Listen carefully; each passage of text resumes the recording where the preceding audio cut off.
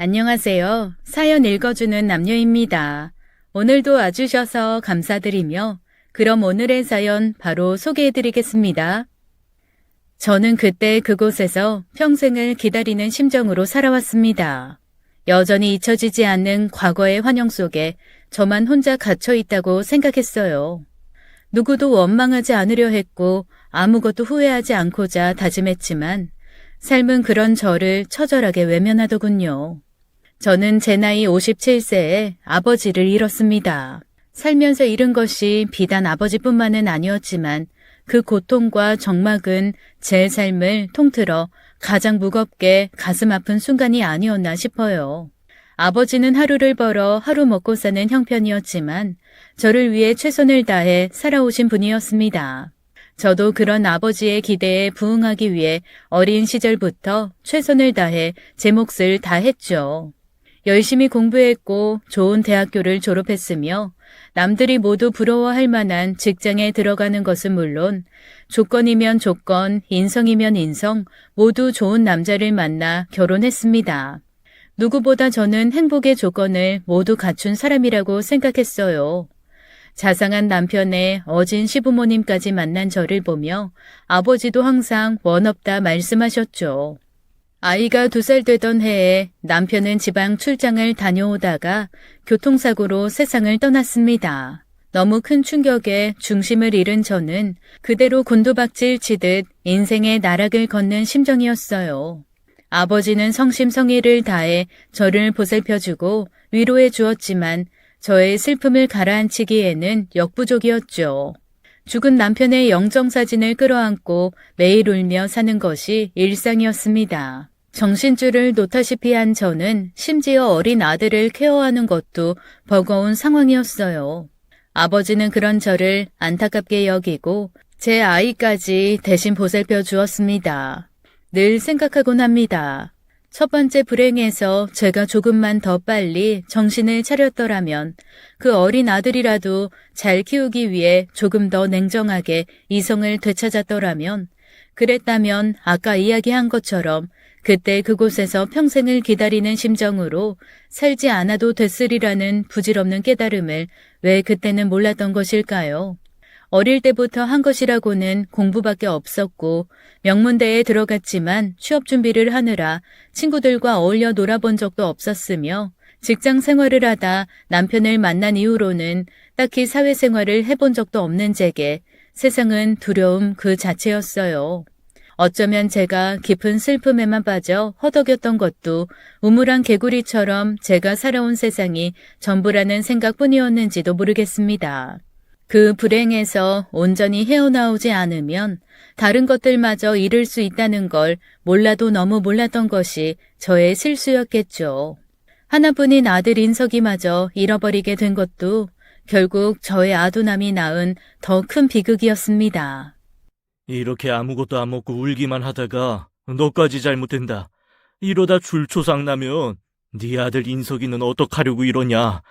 제발 이제 현실을 받아들이고 어떻게든 살아갈 궁리를 하자꾸나. 저는 남편 잡아먹은 여자나 다름없어요. 그날 출장 끝나고 그냥 거기서 자고 오라고 했어야 했어요. 늦은 시각이어도 집에 와서 자겠다는 그 사람 말렸어야 했어요. 야간에 운전하고 오는 게 얼마나 힘든 일인데.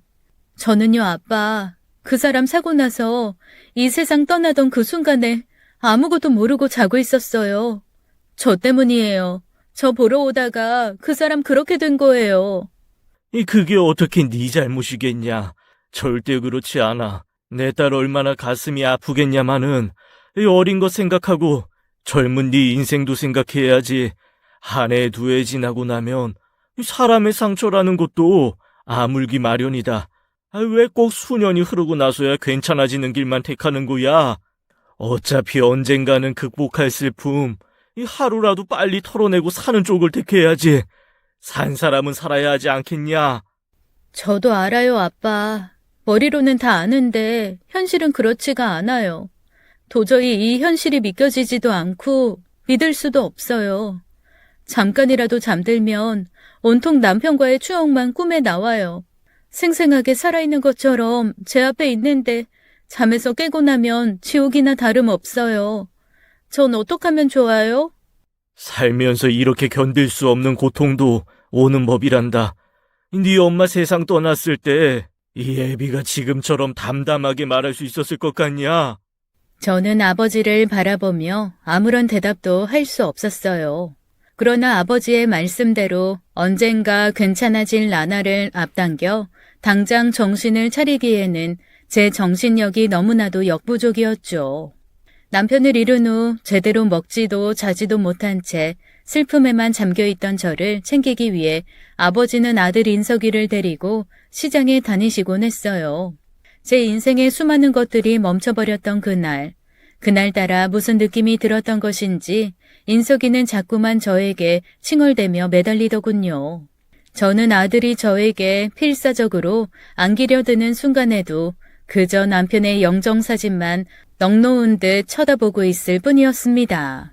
그날 그때 저에게 투정 부리는 아들을 한 번 더 바라봐 주었더라면, 어미의 손길을 원하는 어린 것의 마음을 한 번만 헤아려 보았더라면, 그리고 그 아이의 작고 따뜻한 몸을 기꺼이 안아주고 함께 손을 잡고 나섰더라면 저는 아이를 잃어버리지 않을 수 있었을까요? 아이마저 버거워하며 바람빠진 풍선처럼 맥을 못 추고 울기만 하는 저를 아버지는 물끄러미 쳐다볼 뿐이었습니다. 더 이상 아버지의 위로와 격려조차 저를 일으켜 세울 수 없을 지경이라는 걸 너무도 잘 아셨던 것이겠죠. 아버지는 인석이를 달래 저에게서 떼놓고는 손을 잡고 시장에 가셨어요.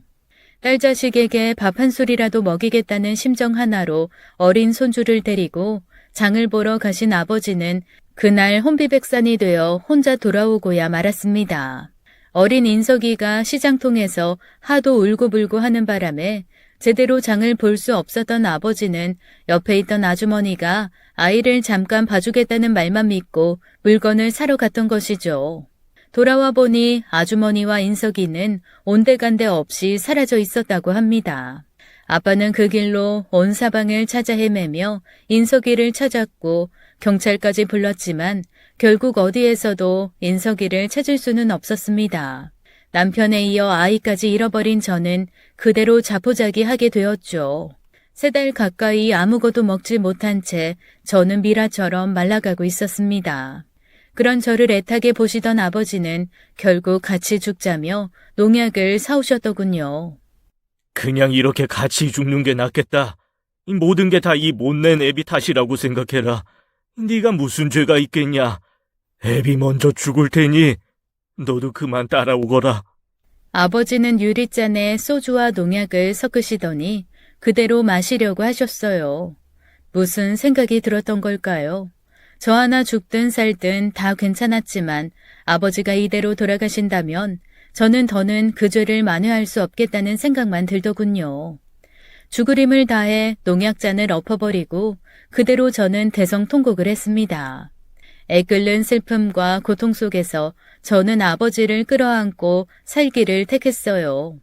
그날 이후 저는 아버지를 봐서라도 조금씩이나마 정신을 차릴 수밖에 없었습니다.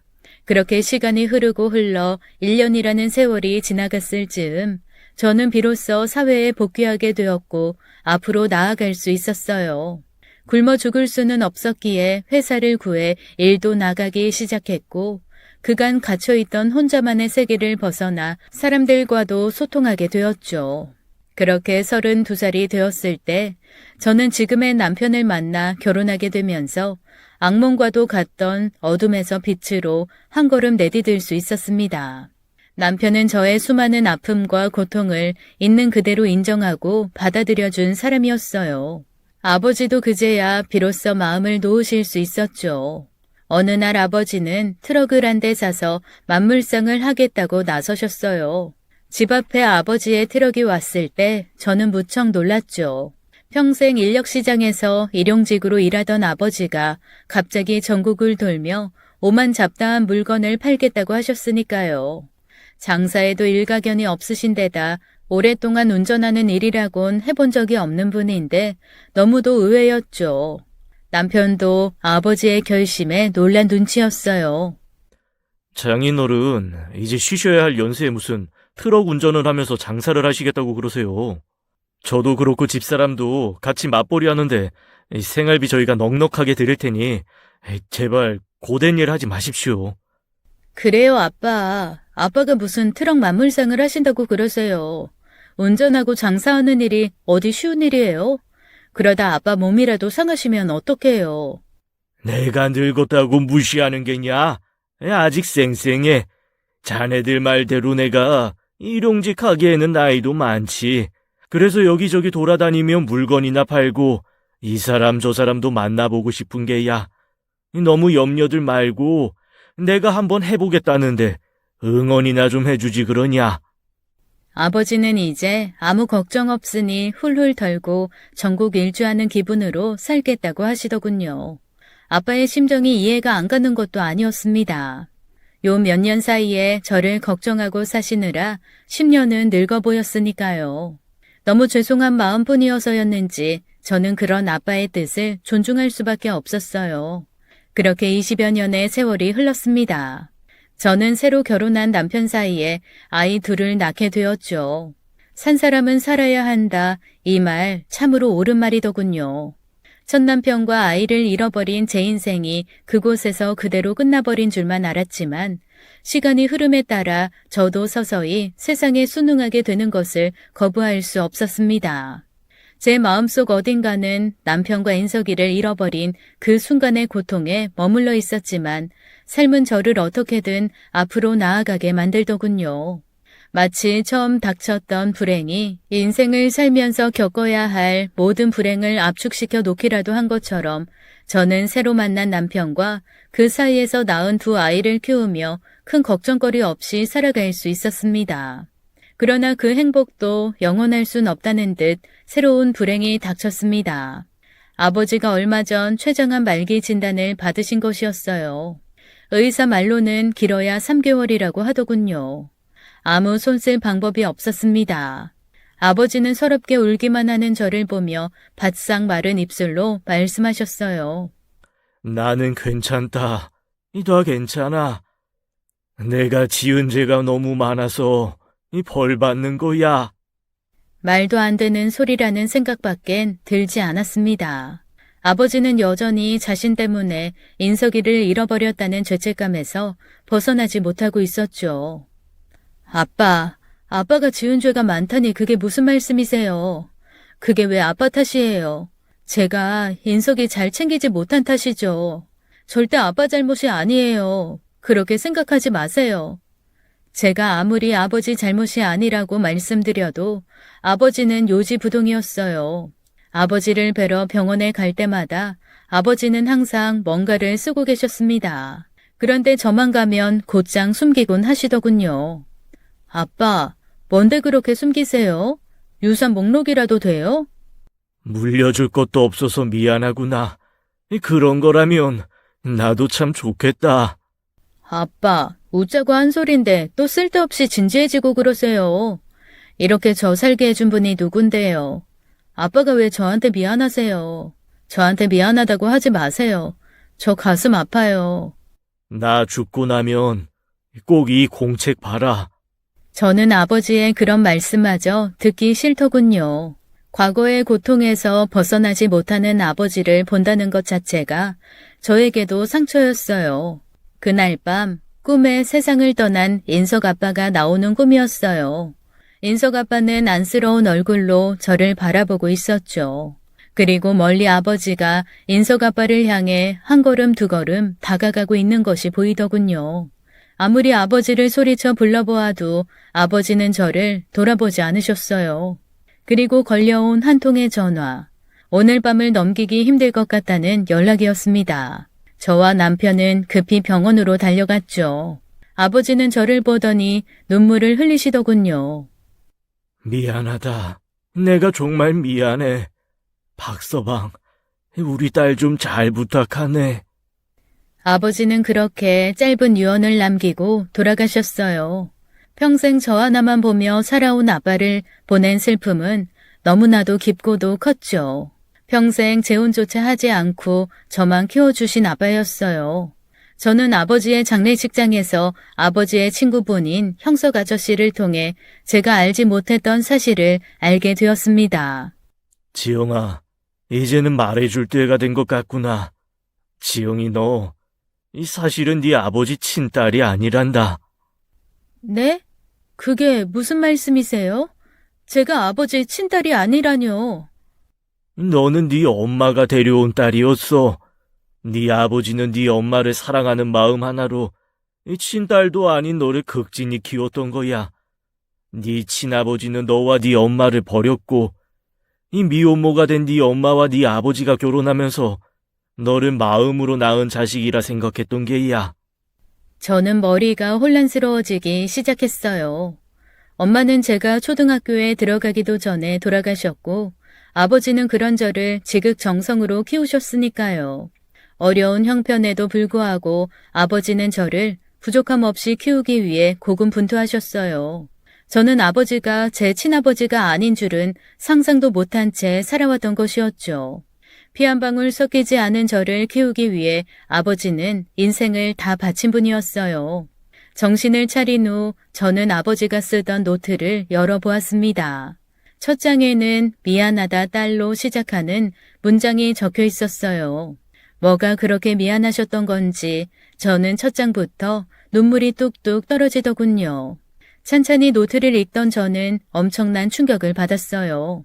믿기지 않는 사실이 적혀 있었죠. 아버지가 트럭을 몰며 만물상을 하신 이유가 바로 인석이를 찾기 위해서였다는 것이 노트의 눈물 자국과 함께 적혀 있었습니다. 전국에 있는 보육원을 다 돌아다니고 여기저기 수소문한 아버지는 결국 10년 전 업둥이로 어느 집에 들어간 인석이를 찾아냈던 것이었죠. 얼마나 고생을 하며 다녔던 것인지 도대체 얼마나 발품을 많이 팔았을지 상상조차 가지 않더군요. 내 딸 지영아, 너에게 알려줘야지 했는데 행복하게 살고 있는 너의 생활이 다시 어긋날까봐 그게 너무 무서웠단다. 내가 이 죄를 안고 가는 게 맞다는 생각만 들더구나. 대신 수시로 인석이 동네에서 장사하며 인석이가 어떻게 살아가고 있는지 지켜볼 수밖에 없었다. 인석이가 무사히 잘 자라 대학교에도 들어가고 군대도 다녀오고 졸업해서 취직까지 하는 과정을 보면서 이 한편으론 대견하기도 하고 다른 한편으로는 너무나 미안하기도 했단다.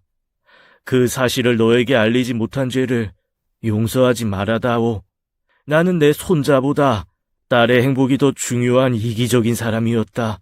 끝까지 죄는 내가 짓는 것이 옳다고 생각했건만 그마저도 옳은 선택이었는지 이제는 판단할 수가 없구나. 그러나 내가 이제 세상을 떠난다고 생각하니 더는 숨기지 말아야겠다는 생각이 들더구나. 사랑하는 내 딸 지영아, 너는 내가 가슴으로, 마음으로 낳아 키운 내 딸이란다. 너는 어린 시절부터 늘 착한 아이였지. 네 엄마 몸이 약해 일찌감치 세상을 떠난 이후로 나에게 오직 희망은 너 하나뿐이었단다. 네가 학교에서 공부도 잘하고 늘 모범이 되는 학생으로 매번 좋은 성적과 상장을 받아올 때마다 얼마나 감사했는지 모른다. 네가 말썽도 좀 부리고 다른 집 아이들처럼 말도 안 듣고 하면 어떨까 싶을 만큼 너는 이 애비에게 밤하늘의 별처럼 빛나는 보석 같은 딸이었단다. 그런 네가 남편을 잃고 힘들어할 때 내가 해줄 수 있는 것이라곤 아무것도 없었다. 그저 인석이를 돌보는 것 말고는 도와줄 수 있는 것이 없었지. 그런데 그마저 내 실수로 인성이를 잃었을 때 나는 하늘이 무너지고 땅이 꺼지는 듯 고통스러운 마음뿐이었구나. 그렇게 인석이를 찾기 위해 고물트럭 하나를 몰고 40만 킬로를 주행하면서 네 아들 인석이를 드디어 찾았을 때 내 심정은 너무나도 만감이 교차하더구나. 네가 이 글을 볼 때쯤 이 애비는 세상에 없겠지. 먼저 떠난 인석 애비를 만날 생각을 하면 참으로 면목이 없어. 차마 죽을 용기조차 나지 않는다만 이런 내게도 병으로 죽어 저 세상에 갈 기회가 있다는 것만으로도 감사한 마음뿐이다. 이렇게 죽어 지옥의 불구덩이에 들어간다 하더라도 이 세상을 살며 겪은 마음의 지옥만 하겠느냐마는 그래도 너에게는 용서를 빌고 싶은 마음뿐이다. 사랑하는 내 딸 지영아, 부디 이 애비를 용서하지 말아다오. 너만은 행복하게 잘 살아주길 간절히 바라고 바란다. 너를 사랑하는 아버지로부터. 마지막 메모엔 주소가 하나 적혀 있었어요. 무엇인지 너무나도 잘할 것 같았죠. 아마도 인석이가 사는 집 주소인 듯 했습니다.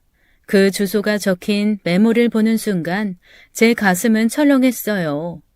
솔직히 무서웠죠. 두려웠습니다. 인석이는 아버지의 말대로라면 충분히 행복하게 잘 살고 있다는 것이었는데 갑자기 친엄마라는 사람이 나타나면 얼마나 혼란스러울까 싶었던 것이죠. 저도 아버지 딸이라 저보다는 자식 걱정이 앞서는 모양이었어요. 저는 보름을 넘게 고민했습니다. 생각하고 또 생각했죠.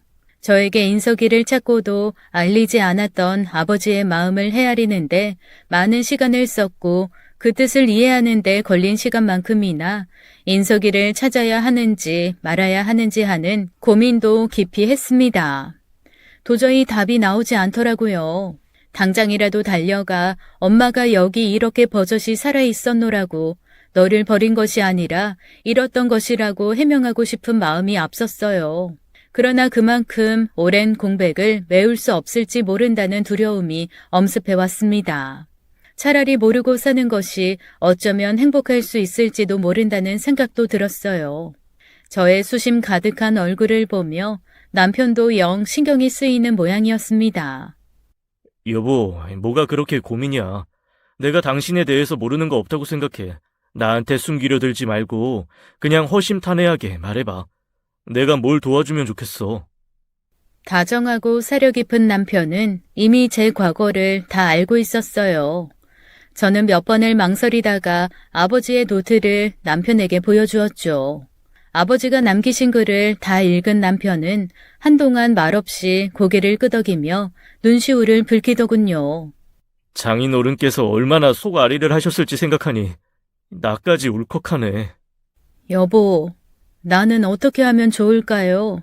아빠 마음은 너무나도 이해가 되는데 이제 그 선택의 기로가 저한테 왔다고 생각하니 보통 심란한 게 아니에요. 당신 마음 가는 대로 해. 이성적으로 생각만 한다고 해서 답이 나올 문제는 아닌 것 같아. 당신 아들 인석이 많이 보고 싶었을 거 아니야. 비록 나한테 다 표현 못했어도 우리 애들 때문에 속내 숨겼다 하더라도 어느 정도는 나도 생각하고 있었어. 그 어린 아들을 잃어버리고 당신 심정이 어땠겠어. 나도 자식이 있는 부모인데 내 자식 아니라도 그 마음 헤아리는 건 똑같아. 당신 마음이 향하는 대로 당신의 판단을 내리는 게 좋을 것 같아. 남편은 진중한 얼굴로 제 어깨를 감싸 안으며 따스하게 말해주더군요. 남편의 말이 전부 옳았어요. 솔직히 너무나도 보고 싶었던 것이 제 마음이었으니까요. 저를 이해해준 남편을 붙잡고 펑펑 울었습니다. 그래, 울어. 마음껏 울어. 괜찮아. 인석이의 주소지는 조그마한 원룸이었어요. 인석이의 양부모는 지방에 거주하고 있다고 했습니다. 서울에서 대학교를 나온 인석이는 취업해 원룸에 살고 있었던 것이죠. 퇴근하고 오려면 한참인 시각이었어요. 어쩌면 안 들어올지도 모르는 일이었지만 저는 원룸 앞에서 계속 기다렸죠. 다자란 얼굴은 알 수 없었지만 보면 알 수 있을 것만 같았어요. 그리고 그 생각은 적중했습니다. 키가 크고 반듯하게 생긴 청년이 다가오는데 저는 순간 인석이가 맞다는 느낌이 들더군요. 저는 망설이고 망설이다가 입을 열었어요. 저기요, 이 오피스텔 301호에 사는 총각 맞지요? 네, 그런데요. 아, 저기 제가 좀 할 얘기가 있어서 그러는데 잠깐 시간 좀 내줄 수 있을까요? 실례지만 무슨 일이시죠? 누구신데? 인석이는 저를 의아한 얼굴로 쳐다보았어요. 입이 도저히 떨어지지 않더군요. 나 이상한 사람 아니에요. 뭐 물건 팔러 오거나 종교 홍보하러 온 것도 아니고요. 제가 총각한테 좀 볼 일이 있어서. 그러니까 그게 뭔데요? 나 그쪽 엄마예요. 친엄마. 순간 인석이의 표정이 딱딱하게 굳더군요. 자신이 친부모와 떨어져 보육원에서 생활하다가 입양된 사실을 모두 알고 있었기에 어쩌면 올 것이 왔다는 느낌도 들 수 있었는지 모르겠어요. 처음엔 잡상인 정도로 여겼던 여자가 갑작스러운 이야기를 하자 인석이는 몹시 놀라는 눈치였습니다. 그래도 심성이 고운 아이로 자란 모양인지 저를 집 안으로 들이더군요. 비좁기는 한데 우선 들어오세요. 밖에 추운데 절 얼마나 기다리셨던 거예요? 그렇게 오래 기다리진 않았어요. 저를 어떻게 찾으신 건데요? 제가 여기에 산다는 건 어떻게 아셨고요? 저는 훤칠하게 커버린 아들 인석이가 낯설기도 하고 와라 끌어안고 눈물의 제외라도 하는 일은 드라마에서 나오는 것인 양 저는 모든 것이 조심스럽기만 하더군요. 인석이도 놀라운 반 당혹스러운 반인지 경계하는 것 같으면서도 자신의 사정을 궁금해하는 듯 보였습니다. 내 아들, 그쪽 인석이가 2살 때 인석 아빠가 갑자기 교통사고로 세상을 떠났어요. 그때는 나도 너무 나이도 어리고 철없을 때라 그저 남편 잃은 슬픔에만 잠겨서 아들 신경 쓰지 못하고 넋만 놓고 있었고요. 우리 아버지가 시장에 데리고 갔다가 잠깐 다른 사람에게 맡기고 물건 사러 간 사이에 흔적도 없이 그쪽을 잃어버렸고요. 너무나도 미안하게 생각해요. 우리 아버지 이미 10여 년 전에 찾아서 종종 지켜봤다고 하던데 난 그동안 아무것도 모르고 있었어요. 얼마 전 아버지 돌아가시면서 이 모든 비밀을 알게 된 거고요. 모든 게 다 내 잘못이에요. 뭐가 뭔지 많이 혼란스러울 텐데 어쩌면 모른 척하고 사는 게 나은 건가 싶었던 적도 있었어요. 그런데 그게 내 뜻대로 안 되는 일이더라고요. 너무 보고 싶었어요. 제 말에 인석이는 아무런 대답도 하지 않고 물끄러미 저를 쳐다보았어요. 인석이는 보면 볼수록 제 아빠와 쏙 빼닮았더군요. 피는 못 속인다더니 이렇게 장성한 모습을 인석 아빠가 볼 수만 있다면 얼마나 좋을까 하는 생각이 들었습니다. 말씀하시는 내용 충분히 이해는 가요. 일부러 저를 버리신 게 아니라는 것도 이제 알겠고요. 하지만 그런다고 해서 뭐가 달라지는 것도 아니잖아요. 저는 인석이의 말에 저도 모르게 고개를 푹 숙이게 되더군요. 마음속 깊은 곳에서 해묵은 슬픔이 밀려나와 눈물만 뚝뚝 떨어졌어요. 내가 정말 미안해요. 말씀 편하게 하세요. 제가 다 불편하네요. 그리고 사과하지 마시고요. 그냥 전 혼란스러운 것뿐이에요. 그게 다예요. 난 아무것도 바라는 거 없어요. 가끔이라도 이렇게 얼굴 볼 수만 있다면 그걸로 좋게 해요. 저 잃어버리고 난 이후에는 어떻게 사셨는데요? 인석이의 질문은 날카로웠어요. 저는 피할 수 없는 제가 평생 죄지은 심정으로 여겨야 했던 제 인생의 민낯과 그 치부를 누군가에게 사정없이 까발려진 기분이었습니다. 새로운 남편 만나 아이 둘 낳고 그냥 그렇게 평범하게 살았어. 저는 얌전한 학생처럼 대답한 뒤 입술을 질끈 깨물며 눈물을 펑펑 쏟기 시작했어요. 어떠한 비난을 받아도 달게 받겠다는 결심을 하게 되더군요. 끝까지 아들을 찾지 못했던 것, 포기했던 그 순간, 그리고 지금의 남편과 아무렇지 않다는 듯 새로운 가정을 꾸리고 아이들을 낳아 키웠던 세월이 저의 어마어마한 죄처럼 여겨졌답니다. 행복하셨어요? 저는 인석이의 물음에 아무런 대답도 하지 못한 채 눈물만 뚝뚝 흘렸습니다. 저에게 생각할 시간을 좀 주시면 어떨까요? 제가 연락드릴 때까지 좀 기다려주세요. 저는 목이 메어 아무런 대답조차 하지 못한 채 고개만 끄덕이며 인석이의 집을 나섰어요. 무슨 정신으로 집에 돌아왔는지 모르겠더군요. 멍한 얼굴로 벽을 쳐다보며 울기만 하는 저를 보며 아이들도 남편도 놀라는 눈치였어요. 남편은 저의 넉나간 얼굴을 보며 눈치만 살피는 아이들을 달랜 뒤에 저에게 다가오더군요. 오늘 인석이 만나고 온다고 했었지. 어땠는데 그렇게 표정이 안 좋아? 당신 아들 인석이가 모진 말이라도 한 거야? 남편은 안쓰럽기 그지없다는 얼굴로 제 어깨를 어루만지며 물었어요. 저는 고개를 가로저었죠. 자기 없이 그동안 어떻게 살았느냐고 묻는데 내가 아무런 할 말이 없는 거예요. 나 솔직히 인석이 단 하루도 가슴에서 지워본 적이 없어요. 언제나 나에게는 그 어린 모습으로 남아 있었어. 다시는 되돌릴 수 없고 되돌아갈 수도 없는 그때의 나 자신을 용서하는 것조차 힘들어서 이렇게 살 바에는 죽는 게 낫겠다고 생각한 적도 많았어요. 그런데 당신 만나고 애들 낳고 살면서 나 행복해지고 싶었어. 행복하게 사는 흉내라도 내보고 싶었어. 그게 죄였을까요? 내 잘못이었겠죠? 그렇죠?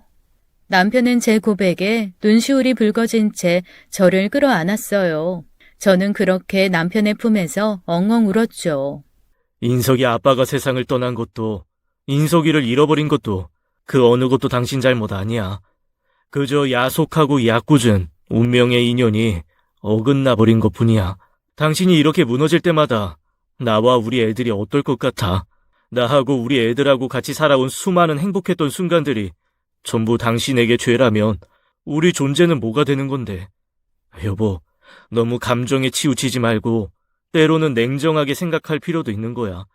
당신 아들 인석이도 어엿한 성인이고 본인의 처지를 잘 알고 있는 하나의 인격체야.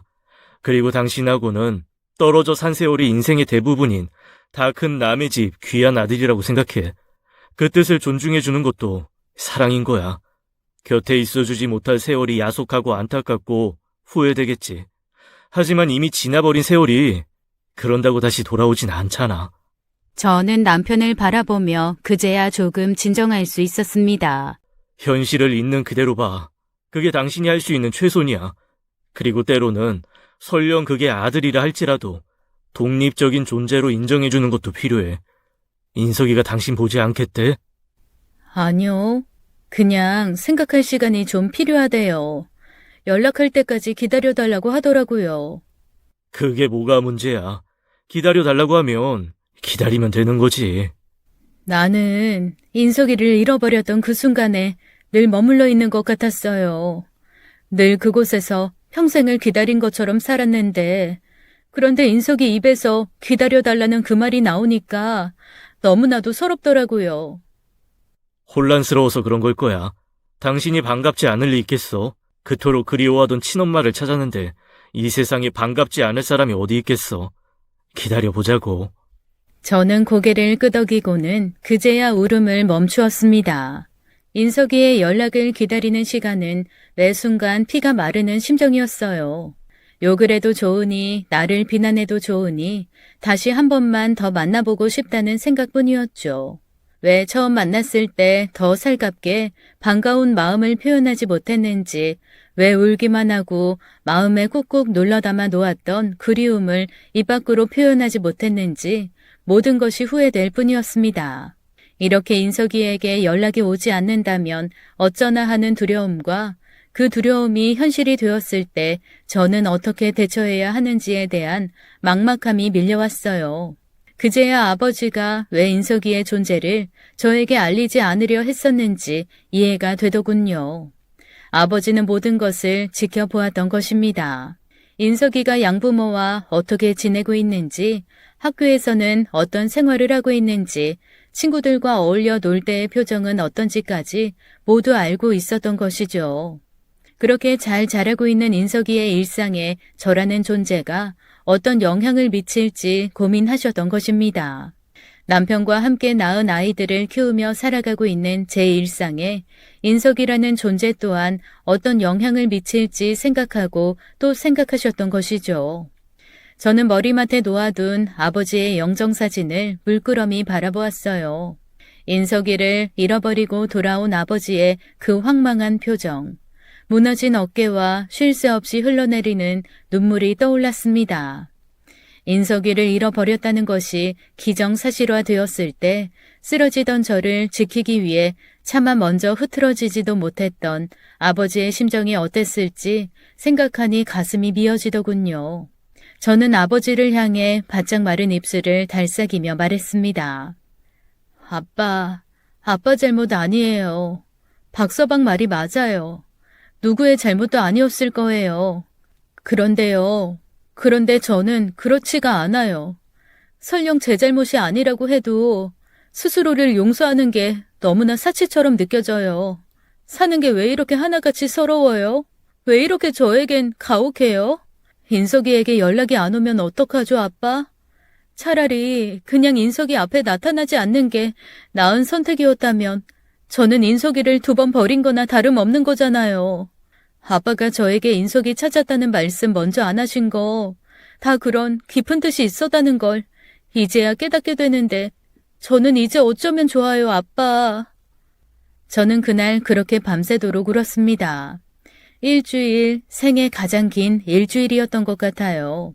기다림 끝에 만난 인석이는 지난번 만났을 때보다 훨씬 차분하고 안정된 표정이었어요. 다시 보면 볼수록 인석이는 생김새하며 목소리하며 영락없이 제 아빠와 닮아있더군요. 저번에 제가 너무 냉랭하게 말씀드린 건 아니었는지 죄송했어요. 비난하거나 속상하게 해드리려고 했던 건 아니었어요. 너무 당황스럽기도 하고 갑작스럽기도 하고 무슨 말씀을 어디서부터 어떻게 해야 할지 모르겠더라고요. 저는 조심스러우면서도 또박또박 말하는 인석이의 얼굴을 보며 입가에 미소가 떠오르는 것을 느꼈어요. 너무나도 반가운 나머지 얼굴에는 미소가 피어오르면서도 눈에서는 눈물이 흘러내리는 것을 어찌할 도리가 없더군요. 저 사실 친부모님 생각 별로 안 했어요. 지금 부모님이 워낙 잘 대해주셨거든요. 그래도 가끔 생각은 했었죠. 어떻게 생긴 분들일까? 무슨 사연이 있었을까? 왜 저를 버렸을까? 저는 인석이의 말에 심장이 쿵 내려앉는 기분이었어요. 제가 입을 떼기 전에 인석이가 먼저 말하더군요. 그런데 버린 게 아니라 잃어버린 거라고 하시니까 기분이 좀 낫긴 하더라고요. 그래도 조금 더 일찍 찾아주셨다면 어땠을까? 그러면 좋았겠다 하는 생각이 든 것도 사실이었어요. 절 잃고도 그냥 잘 사셨다는 거 생각하면 솔직히 아직도 마음이 안 좋기는 해요. 저는 인석이의 말에 변명 아닌 변명을 할 수밖에 없었어요. 우리 아버지, 그러니까 너에게는 외할아버지지. 너희 아빠 돌아가시고 내가 넋놓은 채 슬픔에만 빠져 있을 때 아버지가 널 대신 돌봐주셨었어. 그러다 시장에 널 데리고 가신 날 잃어버리고 말았던 거란다. 널 찾기 위해 얼마나 고군분투했는지 몰라. 그때는 왜 그렇게 찾는 게 힘들었는지 도저히 널 찾을 방법이 없었어. 너에게는 너무나도 미안하지만 나도 살아야겠기에 내 인생을 살 수밖에 없더구나. 하지만 네 외할아버지는 달랐어. 널 찾기 위해 트럭을 사셔서 만물상을 하면서 전국을 돌아다니셨어. 그러다 정말로 널 찾게 되었지만 차마 나에게 너의 존재를 알릴 수가 없었다고 하시더라고. 네가 너무나도 잘 자라고 있는 모습, 그리고 나도 새로운 가정을 꾸려서 살아가고 있는 모습을 보면서 어쩌면 모든 것이 밝혀졌을 때 양쪽 집안 모두 불행해질 수 있겠다는 걱정을 하셨던 것 같아. 저는 인석이에게 아버지의 노트를 건네주었어요. 아버지가 돌아가시기 직전까지 쓰셨던 노트란다. 이걸 다 읽고 그리고 이 못난 엄마를 용서할지 말지 결정해주면 어떻겠니? 저는 마지막이라는 심정으로 아버지의 노트를 인석이에게 건네주었어요. 인석이는 한참 그 노트를 읽더군요. 저는 찬찬히 노트를 읽어보는 인석이를 바라보며 얼마나 눈물을 흘렸는지 모르겠더군요. 비로소 인석이 눈에서도 눈물이 맺히기 시작했어요. 정말 미안하다. 너무 미안해. 모든 게 다 내 잘못이란다. 할아버지는 부디 용서해 주렴. 제가 아직 부모가 되어보지 못해서 잘은 모르겠지만 할아버지는 아마도 이 딸을 너무나도 사랑해서 그러셨다는 건 알 수 있을 것 같아요. 당장은 힘들지만 조금씩 이해해 갈 수 있었으면 좋겠어요. 그렇게 우리는 아버지의 노트를 가운데 두고 말없이 서로를 바라보았어요.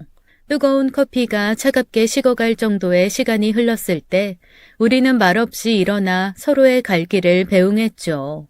한편의 영화처럼 드라마처럼 아름다운 재회의 장면이라든가 그도 아니라면 비극적인 격정적인 상황 같은 건 없었지만 인석이와 저는 서로 많은 것을 느낄 수가 있었어요. 그것이 혈육의 정인 것일까요? 피가 물보다 진하고 더운 이유가 따로 있었던 것일까요? 우리는 아무런 말 없이도 수많은 대화를 나눌 수 있다는 걸 깨달을 수 있었어요. 헤어질 때 인석이와 저는 붉게 충혈된 눈으로 서로를 향해 희미한 미소를 지으며 각자의 삶으로 되돌아갔습니다.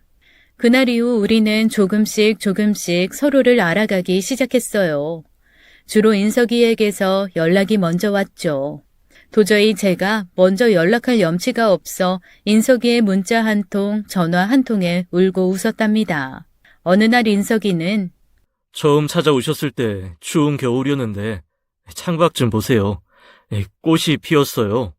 또 어떤 날은 날씨 덥다고 에어컨 바람 너무 많이 쐬지 마세요. 몸 잘 챙기세요. 하며 안부를 물어왔죠. 인석이가 지나던 길에 들렀다며 갱년기 여성에게 좋다는 영양제를 사들고 집 앞에 왔을 때는 노란 은행잎이 바닥에 수북했어요. 밖에 눈이 와요. 미끄러져 넘어지지 않게 조심하세요. 하고 전화를 했을 때는 우리가 처음 만났던 겨울이 또다시 찾아와 있었답니다. 그렇게 우리는 적당한 거리에서 이따금 그러나 가슴 설레게 서로를 챙겨주고 있었어요. 저는 시간 나는 틈틈이 밑반찬이며 김치며 담궈서 원룸 앞에 가져다 주곤 했습니다. 어릴 때부터 지금까지 엄마가 해주신 음식 한번 제대로 먹어보지 못하고 자란 인석이가 마음에 걸려 음식할 때는 꼭 따로 챙겨주게 되더라고요. 마음에 걸리는 건 가족들이었죠. 남편은 두 아이들에게 제 사정을 잘 설명하며 다독여주곤 했어요. 저를 온전히 이해해주고 인석이와 제 관계가 원만히 지속될 수 있도록 틈틈이 곁에서 조언도 해주고 이것저것 챙겨주는 남편이 너무나도 고맙더군요. 덕분에 두 아이도 엄마의 심정을 이해해 주었어요. 엄마, 우리 엄마 마음 다 이해해요. 그래도 너무 많이 울지는 마세요. 엄마가 매일 우는 거 인석 오빠가 알면 더 속상해할 거예요. 얘는 오빠 소리가 잘도 나오네. 엄마는 고마운데 너희들한테는 너무 미안하구나. 엄마가 뭐가 미안해요. 우리는 오히려 인석 오빠한테 미안한데 나랑 언니는 엄마한테 어린 시절부터 사랑 듬뿍 받고 자랐는데 인석 오빠는 그렇지 못했잖아요. 어쩜 그런 생각까지. 너희들 속 깊은 건 알았지만 정말 엄마가 깜짝 놀라게 되네. 너무 고맙다 우리 딸들. 엄마, 우리는 오빠 대환영이에요. 지난번에 아빠하고도 같이 이야기했는데 우린 솔직히 오빠 한 명 있으면 너무 든든할 것 같다고 그랬었거든요. 언제 같이 만나면 좋겠어요. 저는 속 깊은 두 딸을 바라보며 너무나도 대견하고 감사한 마음에 한껏 미소를 머금게 되더군요. 그렇게 1년의 시간이 흐른 어느 날 인석이는 우리 가족과 함께 식사를 하게 되었어요. 남편은 자기보다 키가 한 뼘은 큰 인석이를 꼭 안아주더군요. 두 딸은 시키지도 않았는데 오빠 하며 따르고요. 인석이는 아직 엄마라고 부르지는 않고 있었지만 그렇게 만나주는 것만 해도 너무나 고마웠어요. 그리고 지난 어버이날 인석이의 전화를 받고 나간 집 앞 카페에서 인석이는 말없이 제 가슴에 카네이션 한 송이를 달아주더군요. 울지 않으려 애를 썼지만 도저히 참을 수가 없었습니다. 그 사람 많은 카페에서 저는 펑펑 울었어요. 인석이는 그런 저를 애틋한 눈으로 지켜보다가 두 팔을 벌려 꼭 안아주더군요. 감사해요, 엄마. 눈물이 멈추지 않았습니다. 더는 무슨 욕심을 부릴 수 있을까 싶을 만큼 행복했어요. 저는 인석이에게 말했죠. 고맙고 감사해 아들. 단 한순간도 너를 잊고 산 적이 없었단다. 이렇게 너를 찾고 너에게 엄마 소리까지 듣다니 나는 이제 죽어도 여한이 없어. 너무나도 소중한 내 아들. 엄마 오래오래 살 거야. 우리 아들한테 마음의 짐 빚 다 갚으려면 구수밖엔 없어. 너무 감사해. 사랑의 아들. 인석이가 저를 처음으로 엄마라고 불러주던 날, 저는 가슴에 인석이의 카네이션을 달고 아버지를 만나러 갔습니다. 아버지의 묘소 앞에서 저는 기쁨과 감사의 마음으로 울었다가 웃었다가 하며 아버지를 몇 번이나 불렀는지 몰라요. 아빠, 지영이 왔어요. 우리 인석이가 오늘 저에게 엄마라고 불러줬어요. 평생 다시는 인석이에게 들어보지 못할 거라고 생각한 그 엄마라는 말이 이렇게 저를 행복하게 해줄 줄도 몰랐어요. 아빠, 전 이제 모든 것에 감사해요. 아빠가 만물상 하시면서 인석이 찾아준 것도, 그리고 저에게 인석이 주소 알려주고 떠나신 것도, 인석이의 인생과 제 인생을 보호하기 위해서 중간에서 수도 없이 고민하고 또 고민하셨다는 것도 전부 감사해요. 아빠, 살아보니까요. 이 세상엔 온통 고마운 일들 뿐인 것 같아요. 저는 이제 아무것도 후회하지 않아요. 아무것도 원망하지 않아요. 그저 감사하고 사랑해요, 아빠. 저 이제는 모든 고통에서 벗어나서 행복한 길로만 갈래요. 아빠도 부디 그곳에서 영면하세요. 사랑해요. 그때 아빠의 묘비 위로 흰 나비 한 마리가 날아들더군요. 저는 빙긋 웃으며 눈물을 닦고 하늘을 바라보았습니다. 흰 나비가 제 머리 위로 날아오르는 순간 저는 두 눈을 감으며 온전하고 평온한 행복에 감사 기도를 드렸어요. 지금까지 사연 읽어주는 남녀였습니다. 끝까지 함께 해주신 여러분 감사드리며 저희는 다음 사연으로 돌아올게요. 감사합니다.